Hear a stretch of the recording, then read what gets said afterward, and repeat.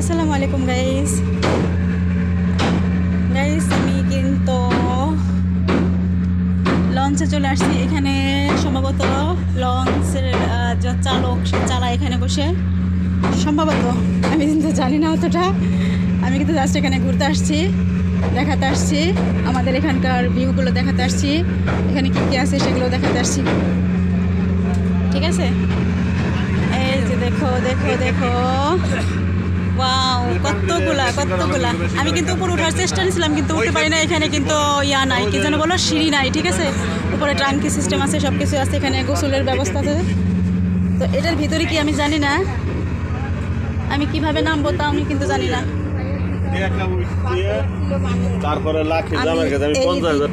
আমি উপরে উঠবো। ওই হই, দারুণ দারুণ, আমার তো অনেক ভাল লাগতেছে, খুব ভাল লাগতেছে।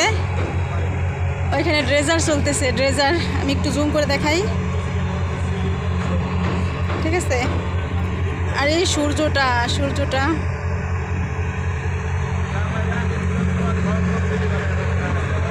দূর দূরান্ত থেকে মানুষ আসা যাওয়া করে এখানে শুটিং করার জন্য আসে, প্লাস এখান দিয়ে পারাপার হয়, নদী পারাপার হয় এখান থেকে। দেখো গাইস, আমি তো এক্সাইটেড, আমার ভালো লাগতেছে। এখান থেকে বাসা যেতে মনই চাইতেছে না।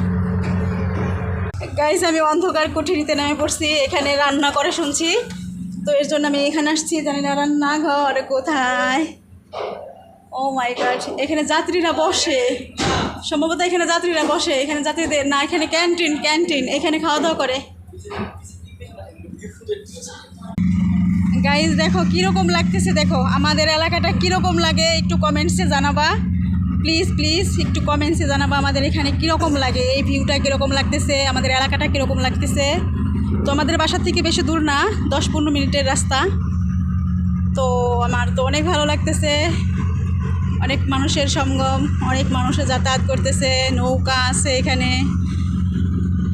আর বিশেষ করে আমার পানি অনেক ভালো লাগে, পানিতে যাতায়াত, বোটে যাতায়াত, লঞ্চে যাতায়াত আমার অনেক ভালো লাগে।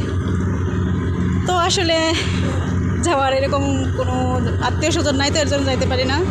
যাই হোক, তোমাদের দেখালাম, যদি ভালো লাগে গাইস কমেন্টসে জানাবা, আর এরকম ভিডিও যদি তোমরা পেতে চাও সেটা আমাকে কমেন্টসে জানাবা। ঠিক আছে, ওকে গাইস, সবাই ভালো থেকো, সুস্থ থেকো, আল্লাহ হাফেজ, বাই বাই।